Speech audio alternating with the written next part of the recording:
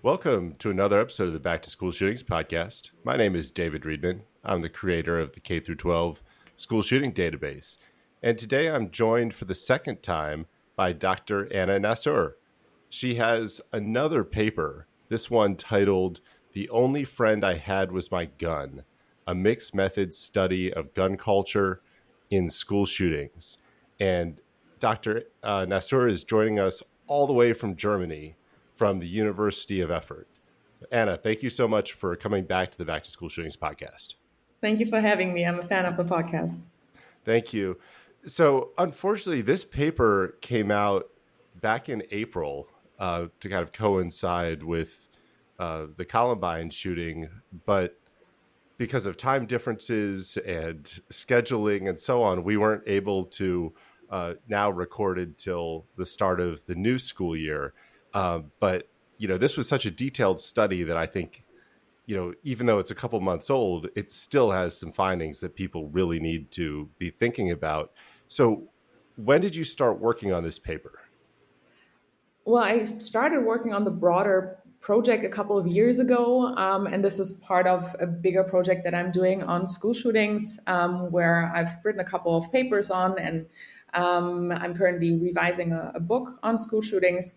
And this paper, I think I started working on probably a year ago specifically, but I started collecting the data, assembling the database much earlier. And this was one of the aspects that I then decided to focus on because I was so surprised seeing in the data how easy gun access was. And I wanted to study this more systematically across the data set.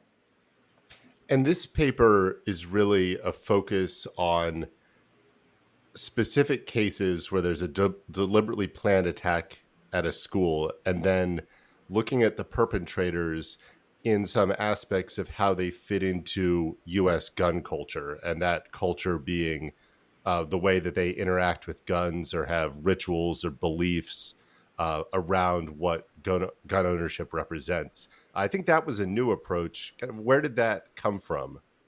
Right. So I think there is often this underlying notion of the United States have a very high number of firearms.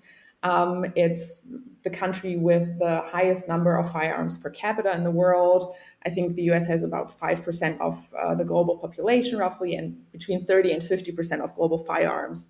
And then not only does the US have such a high number of firearms, but also a high number of school shootings. They are still empirically rare, but a high number of school shootings. So there has been a long time this connection being made in the public, and some researchers implicitly sort of stated there seems to be a connection, but we don't really know if there really is a clear connection between the high number of guns and the high number of school shootings, especially when it comes to looking at gun culture.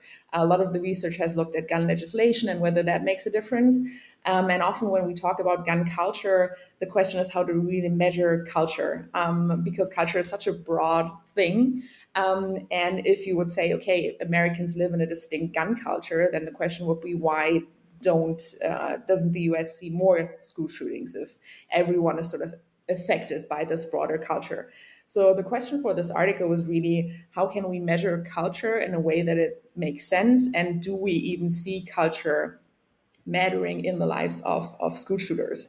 And I took as a jumping off point the concept of culture by Anne Swidler, who studies culture not just as a set of values that people have, but really as culture as a flexible toolkit. So the meanings that people give to things in their lives, the practices that they have with other people, and how they construct meanings and practices in interactions with others in their day-to-day lives, and really looking at which role did guns play in the shooters' lives before the shooting. Because we could, on one hand, imagine shooters had a plan to commit a school shooting. We know there's a lot of context factors that shooters often show, like marginalization, mental health issues. There's one explanation that could say, well, they had this strong motivation and then they just went out and got a gun no matter what. And this was just a means to an end to commit the shooting. Or we could say, well, it could also be the case that they have a specific attachment to guns, that guns played a specific role in their lives, that they had easy access to guns, and maybe this also contributed to them then conducting the shooting. And this was a question that I was interested in looking at in this paper. And that's really Swidler's concept of the culture in action, Right. which is that the culture, the symbols, the practices, the strategies, all of those are what you draw on to kind of shape your actions. And that's in all of your different social interactions, they're being influenced by the culture. So somebody has, uh, as you go into some of the aspects, something where guns are very central to the culture and identity within their subgroup, then if somebody's feeling a conflict, if somebody's feeling a crisis, then the gun might be what you draw on as your source of strength and power and identity as the primary means to then navigate that issue. Yeah, absolutely. And that was something that I was also surprised to see in the data set, how many school shooters guns were such a vital part of their lives. It was not just that they planned the shooting and then they somehow got access to a gun, but on first, gun access was very easy for a large part of the shooters, and it was easy for all of the shooters, but also that guns had such a vital meaning in their lives before. And this is true for close to 80% of the school shooters. And I studied all known school shootings since the 1960s until 2024. And roughly 80% come from what we can call a leisure gun culture context. So guns were in the homes for hunting, for hobbies, and shooters had a very strong attachment to firearms in their homes. And this is quite interesting because recent research describes a shift from a gun culture 1.0 to a gun culture 2.0, describing that the United States generally shows a gun culture 1.0 as this gun culture of a leisure context, where guns are kept for hunting and for hobbies, and a shift in the year around the year 2000 to a gun culture 2.0, where guns are increasingly kept for self-defense. And what is interesting among school shooters is that there are only two clear cases where the family of the shooter had the gun for self-defense purposes, and close to 80% of the shooters had came from a leisure gun culture context. So this is in a way, distinct pocket of gun culture in the United States where school shooters come from. And in this culture, guns held really, really strong meanings of belonging, of bonding, of family life. They were often the one thing that kept the shooter to talk to other people, basically. In social functions, they would generally be quiet, but then if it was about guns, they would sort of light up and talk about it. For a lot of them, guns gave them confidence. One of the shooters said guns were his only friend.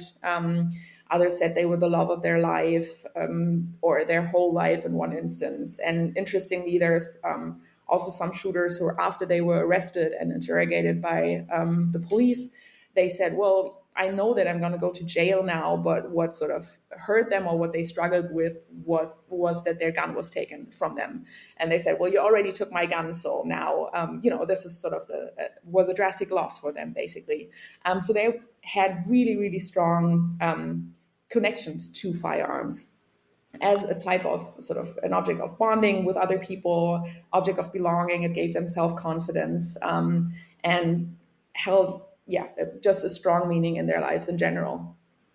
And that's a fascinating kind of second analysis of a similar phenomenon. So you're looking at this from the sociological perspective of culture and the way that society and culture would develop kind of different understandings around the meanings of things. I've had a previous podcast with Dr. Tahir Rahman, who's a psychiatrist, and he has written a book about extreme overvalued beliefs. And that's when an object or a belief system or an image becomes what defines somebody's identity. So if you had a gun, you could have a gun and it could be an object and it could be a tool and it could be for hunting or it could be for leisure and it would just be an object. But when somebody has an extreme overvalued belief, then that object is what defines the meaning in their life. And it is that being the gun owner, being the gun shooter it becomes the most important thing that defines you. And it seems like this is just the broader cultural viewpoint there, that you could have a family where about half of households in the United States have a gun, In most of those households, the gun sits in the closet and might come out, once or twice a year to go hunting or to go to the shooting range. But if you're in a family or a community where every single week is going to the shooting range is the biggest family activity, and every single night you're watching the TV shows and talking about it and cleaning it and looking at the customized parts, then it becomes what defines your culture. And it sounds like the school shooters in this set are the people that sit in the spaces where that gun ownership becomes the defining point of their culture. Absolutely, yeah.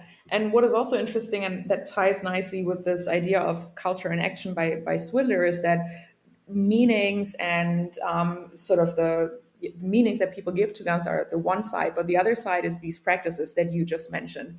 And that ties in closely that not only did they hold specific meanings in shooters' lives, but they were also tied to practices and interactions with others. So they would regularly go hunting or regularly engage with others through their guns. And these family interactions, constant family interactions, also sort of gave guns a specific meaning in their lives. There were some of the shooters, one of the shooters that I describe in the paper, who was pretty good at playing piano. He was a very one of the youngest Eagle Scouts at the time. And had a number of talents, but his father always emphasized that what really counts is how well he could shoot and how good he was around the gun. And that is something that for a number of the shooters growing up from the age of 5, 6 years old, in constant interactions with their family, they realize guns are really important, and guns are sort of what brings the family together. They create a bonding experience for everyone. There's this quote that I cite in the article of a mother saying, well, there isn't a lot a 16-year-old son and mother can do together. So practices as another part next to these meanings are really important in a number of school shooters' lives prior to the shooting. And that's something that's evident in the two most recent planned attacks at schools last year.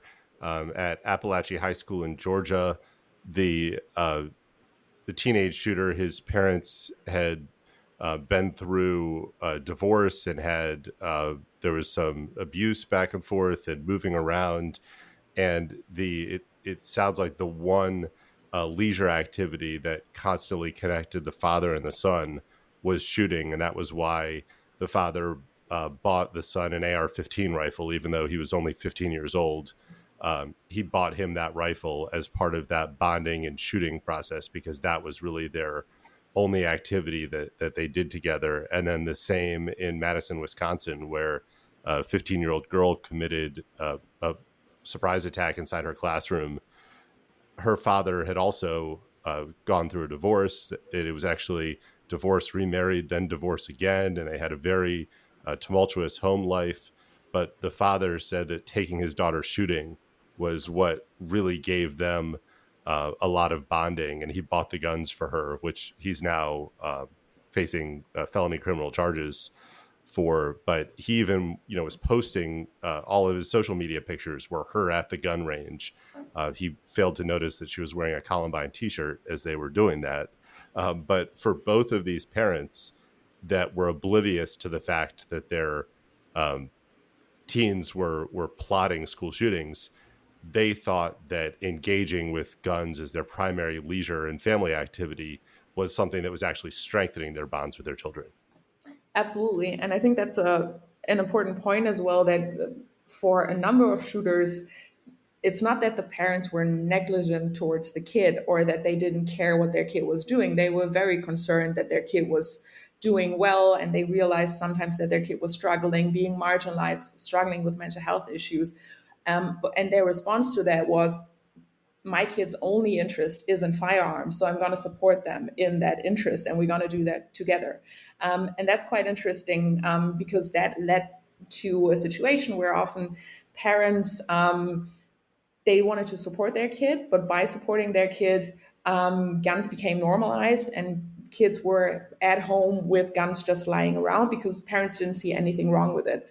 So you had situations where guns were just lying around like Legos or a PlayStation in other homes because parents just did not see anything worrisome about it, and they just completely associated with something that is part of family belonging, that is part of bonding experiences and practices that the whole family can do together. It's something that is often the only interest of the shooter that they had before the shooting. And so they wanted to support their kid. And that I also found quite interesting, that it's not that parents didn't care in many of these instances. They did care. And this is why they supported their kid with firearms. But that led to these situations of firearms just laying around at home. That's, just absolutely what was the case in the Oxford, Michigan school shooting. Looking at all of the photos of the family's house that were, finally released in the full police report, there were guns or ammunition or magazines or gun paraphernalia in every single room of the house, in cabinets, on counters, on tables. And then for the 15-year-old shooter's room, he didn't have any posters on the wall. He didn't have any pictures. He didn't have anything other than the targets from when he would go shooting. And so he had the targets, the human shaped targets, as the only decorations all over the walls of his room. Um, but if that was, normalized as a family, like, he was suicidal and depressed and saying that he wanted to kill himself and he wanted to hurt people, but his parents bought him a gun because they thought that being able to go shooting with him would be something that would be, helpful or therapeutic in some way. Um, but it certainly aligned with that identity that our family culture is the most important item of our family culture and activity is being that gun owner and that gun shooter. Right. And often not seeing a connection between the mental health struggles of the kid and the dangers of having an unguarded firearm at home, but rather the parents thinking, oh, my kid has mental health struggles, so I want to support them, and then buying them a gun. And there's some of the cases that I studied, for instance, a shooter started hearing voices and had to start see a psychiatrist. And the father responded with, oh, I want to do him something good, so I'm going to buy him a gun. It's not going to be his gun until he's 18, but he has access to it, basically. And then when the shooter felt a little bit better, the father got him another gun, basically as a present for doing better mentally. And the shooter later used these guns to also kill his parents and then go on a rampage. But their parents, they didn't make a connection between this being a dangerous situation if someone has these mental health struggles, and guns are lying around with a teenager at home. And I mean, not just for school shootings, which are still empirically rare, but there has been a lot of studies showing the difference that it would make for accidents and for suicides, which are way more common if a gun is at home unguarded. Can you talk in detail about the three cases that you specifically highlighted in figure one? And I'll have figure one in the show notes so anybody can scroll down to it. You have these three sketches of young shooters, and one is a toddler dressed up in a military uniform, posing with a real rifle. Another is kind of a young adolescent who's kind of in a effeminate pose with an AR-15 as he's kind of looking back and bashfully smiling. And then the third is a little toddler just in underpants and no shirt, holding up, two different rifles, and he kind of has a grin. What was the backstory of these three school shooters who their families really normalized and celebrated guns very early in their lives? Well, to me, the three shooters are sort of good examples for a pattern that I found across the data set. And I found it quite striking because I think the pictures illustrate a couple of the dynamics very well and how important guns were from a very young age. But they're also from very different decades. And what I found interesting is that I studied school shooters from the earliest school shooting that we know of, 1966, which is one of the shooters in the picture on the right, until 2024. So across a number of decades. And the pattern is fairly similar. And I think this is also illustrated in these pictures. So the the picture that you're referring to, the toddler on the left, he later committed a school shooting in the 1990s, aged 11, so he was one of the youngest school shooters, but he was around guns since being a toddler. And this is one of, right, this picture is taken from a professional photographer. I don't know how old he is, but just a few years old. And for his family, they had a gun store. It was really important for them that their kid could shoot. The grandparents were avid gun owners. The parents were avid gun owners.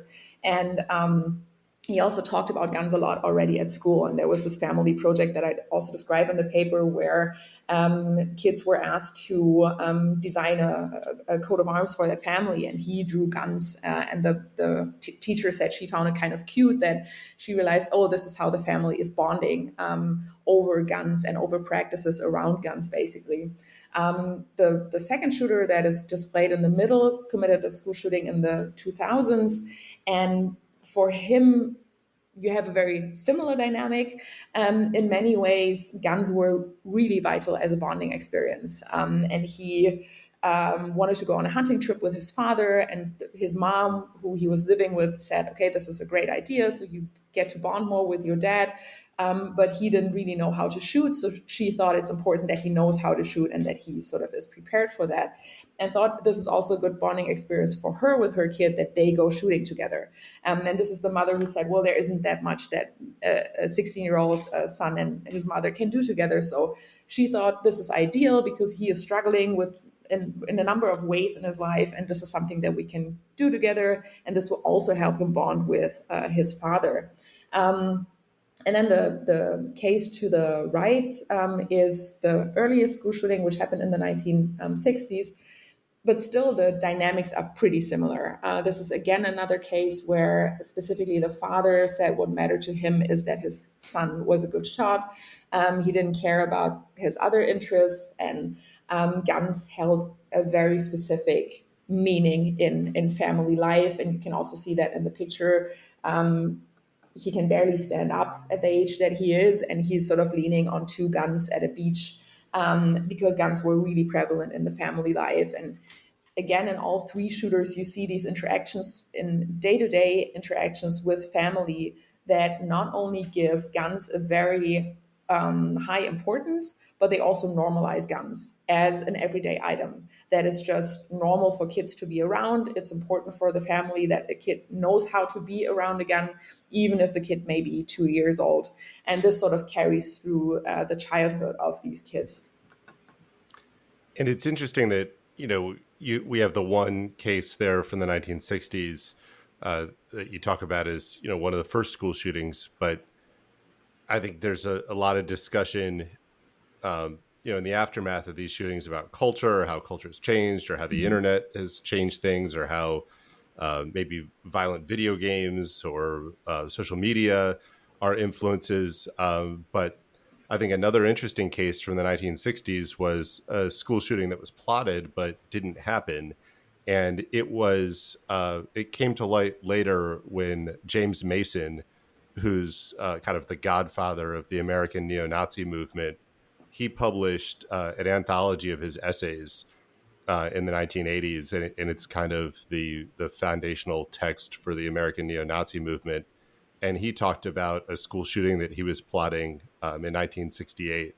And he says that, his father had all kinds of guns around their home, and he was going to take a specific gun to the school where he was going to go into the office and kill the principal and the assistant principal and the guidance counselors and then kill himself. But as we know from the neo-Nazi movement in the U.S., that's a very gun-centric and identity-centric movement. And that's just another data point for this that shows that culture of having guns be central in the home and having guns be accessible in the home is something that's kind of persistent throughout history. Looking at kind of some of the data that you got across the broader set of the 62 cases that you looked at, the gun access really stood out to me as I think maybe the most significant finding of this paper. Can you talk about that? Right. And I just wanted to add something to your point before. That's I absolutely agree on the temporal dynamics, and I think it's interesting that gun culture in the U.S. has changed from all we know from research, from this gun culture 1.0 to gun culture 2.0, but that gun culture for school shooters, the gun culture school shooters come from, has not changed, and that they stay in this pocket, or they consistently come from this pocket of gun culture 1.0, where guns are kept for hobbies and have these specific types of meaning and not a self-defense background, and that's, I think, quite interesting.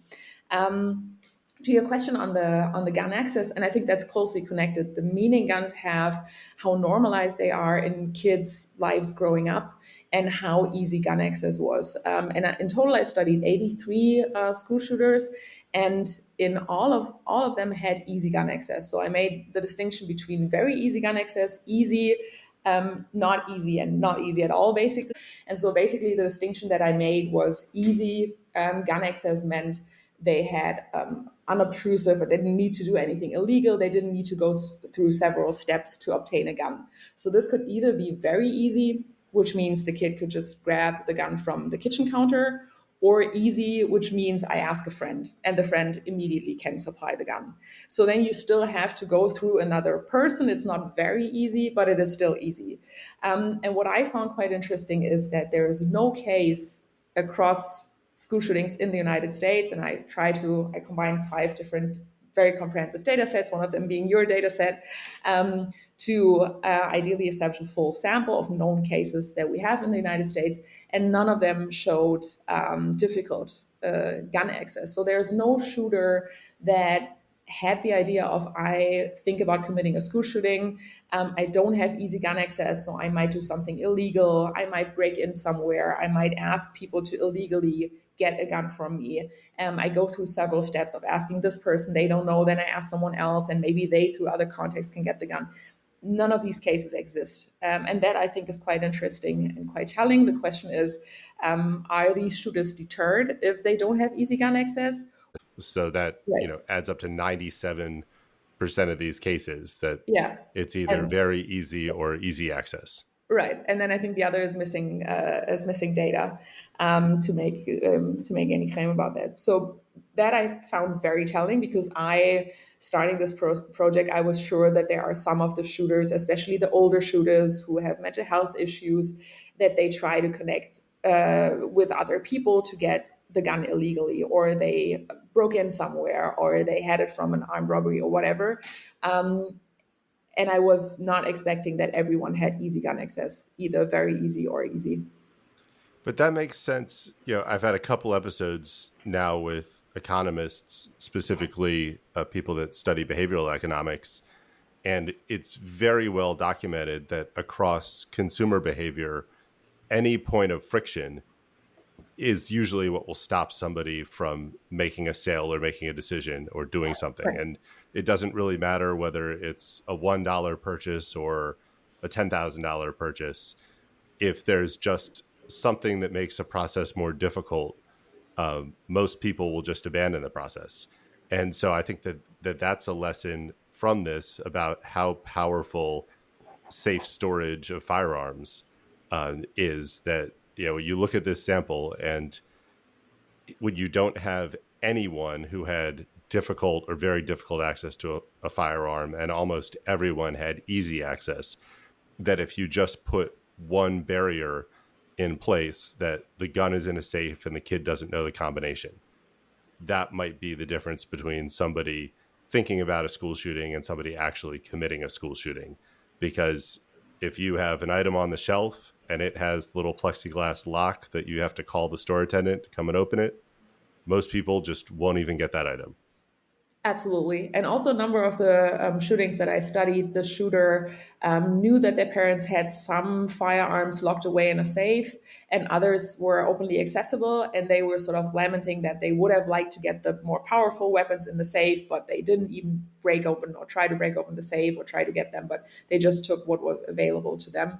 And for a number of them, the guns were, even if parents thought, we're going to hide them, the hiding places were not very elaborate. So in one of the cases that I discuss, the father had the gun next to his on his bedside table, and he just had a sheet of paper on it and then the alarm clock on top. And with a 15 or 16-year-old at the house, that's not really a sort of good hiding place. And for others, the gun was just in the kitchen cabinet, and they could just grab it from there.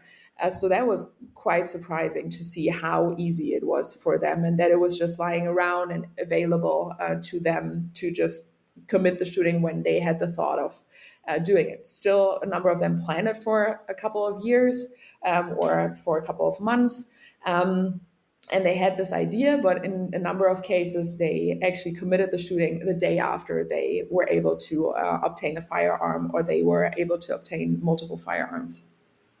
And with that case in the 90s in Jonesboro, Arkansas, where the family had a number of guns locked up, but some that were accessible, something that I think is prevalent in kind of the high identity gun culture families is that kids get their own guns from an early age. Mm-hmm. And the first guns that a kid would get are 22 caliber rifles. And Right. those are kind of thought of as the toy guns. Like it's not a big enough caliber to shoot more than, a squirrel. And it's usually a target gun or something to shoot cans with and so on. So those guns might be left available while the more powerful guns are locked up. And that's really why Jonesboro wasn't the defining moment that Columbine became a year later. Because in that shooting, there were two young teens. They staged weapons outside of the school. They pulled the fire alarm, and then when the students evacuated, they were firing at them from the tree line about 100 yards away.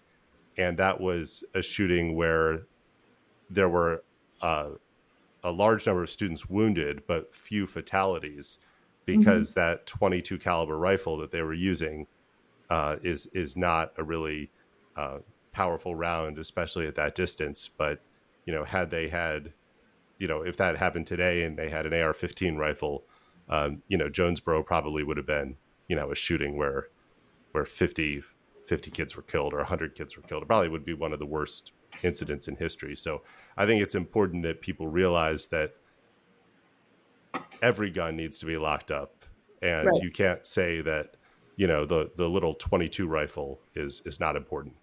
Right, absolutely. And I think also that highlights a point that a number of shooters seem to underestimate the power of firearms because they have been around them from a very young age.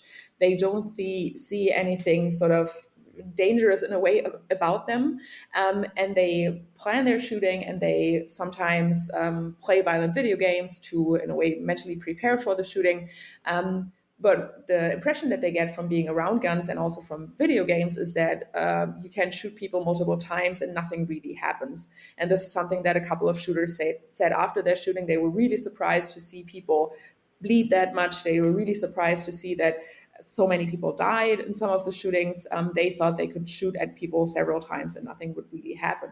And that, I think, also sort of underlines how used a number of shooters are to being around guns, to guns being normal in family homes, and not necessarily seeing how dangerous even less powerful guns can be in these types of situations. And what I also found interesting is that a number of shooters, when asked afterwards if they regretted having access to the guns, they said that they did. That they said they wish they didn't have that easy access of the gun lying around at home. Because, I mean, as I said, a number of the parents, they really wanted the best for their kid. And now their kid is, in some cases, as in the shooter in one of the pictures, was 11 years old when he committed the shooting.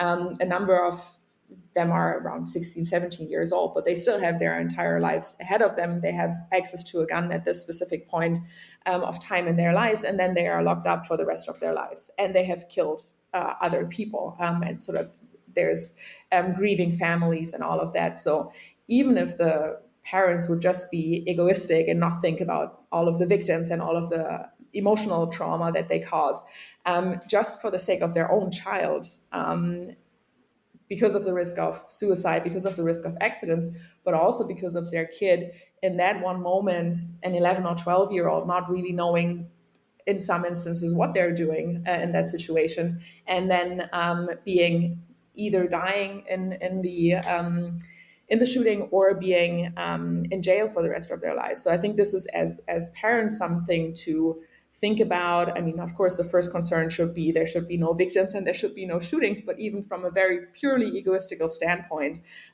if parents want the best for their kids, this is also protecting them from getting into these instances. They're sometimes very, very young. The brain is not fully developed. They make impulsive decisions. And if there is safe storage in place, kids cannot get access to the firearms. Ammunition is stored safely away from the firearm. That can make a very, very big difference. And your point on accidents, I think, is important to expand on a little bit. While rampage shootings and the deliberate school shootings get so much attention, in the school shooting database, the second most common category for a shooting on campus is an accident. And a lot of those accidents stem from, first, a easily accessible firearm that a kid is able to take to school and carry in their backpack, but then that the kids don't really understand the danger of the weapon, because most of those accidents are when the kid is trying to show the weapon off to somebody else and they don't realize how dangerous it is to just be showing off and handling a loaded gun. And then beyond the documented accidents, another enormous problem from people having unsecured guns in their home is that kids take them to school, and when a kid has a gun at school, somebody usually reports it. It's usually another classmate, but that ends up locking the school down. And once the school goes into lockdown, all the other kids think that there's a shooting on campus, even if a gun's never been fired. They're all terrified. It disrupts the whole school day. Parents have to leave work to go show up there. And then either the kid or the parents or both can end up with some pretty serious legal consequences from that gun ending up in school. So I think people just need to realize how many kind of layers of danger and risk there is from having that accessible gun just lying around the house where any kid can take it. Absolutely. And I think what you're saying is also these all of these gun scares and schools going into lockdown, all of that, not only does it traumatize kids, but it also always brings up the thought of a school shooting potentially happening. And this is something that I currently look at in a different paper, but that is also connected to this gun culture aspect of school shootings becoming normalized in that way. And for a lot of the shooters, not only were they in situations where they were struggling, as a lot of research has already described, of marginalized mental health issues and so forth, but they were also in a situation where someone then said, well, someone in your situation could commit a school shooting, or this is something that some kids in your situation would do. And recommending this sort of as part of the, what we can also call cultural toolkit, as something that some kids in the United States who have these context factors of being marginalized, of having problematic family issues, etc., they would commit a school shooting. And I think every type of accident at school with firearms, every lockdown, just, and you talked about this on this show as well about drills, every drill, realistic drill, sort of shows children that school shootings is something that some kids do, which in the cases that I studied often leads to the later shooter being teased as a potential school shooter, or people suggesting you could commit a school shooting.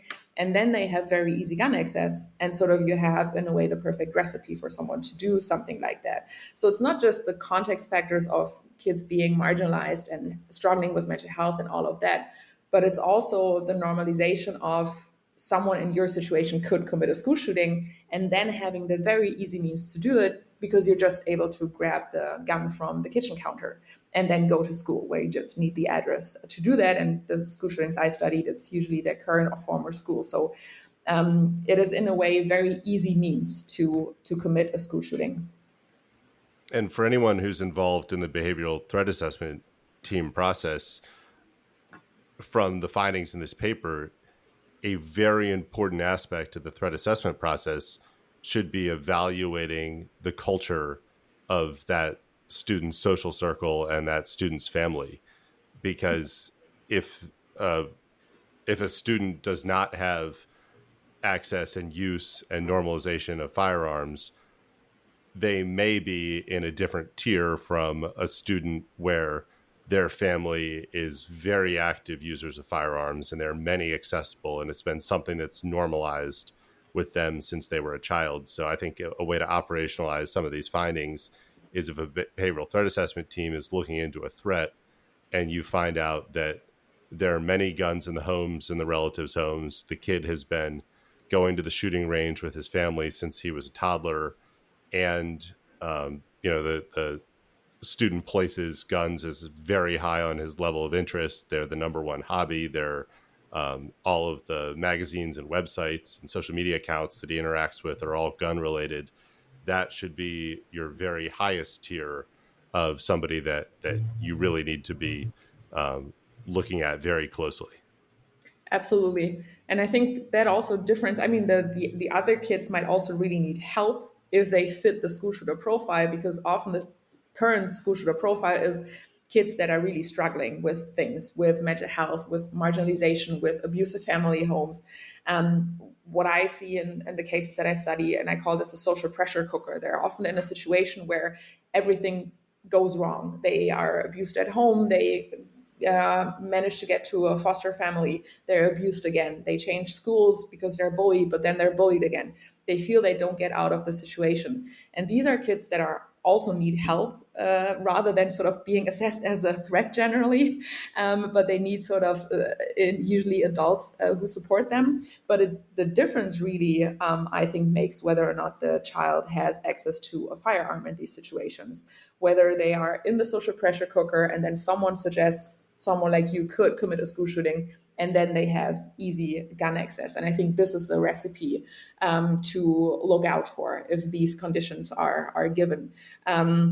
Whereas if they're really struggling, this is also something where I think teachers and counselors should try to help that student, but often it doesn't help them if they're under a threat assessment and sort of evaluated as, would you be someone who would potentially commit a school shooting? This is again something that suggests to kids that this is something some people do, and this again normalizes this, even if that particular student would never do it. It's just sort of in the general conscious of this is something some kids could do. So I think it's important to help, try to, as much as teachers, counselors, everyone can, help students who are in these situations struggling, rather than just seeing them as a threat. But I think the difference, as you said, really is whether or not that kid has access to firearms, for really seeing, okay, what are specific measures that we need to take in order to also keep the school safe.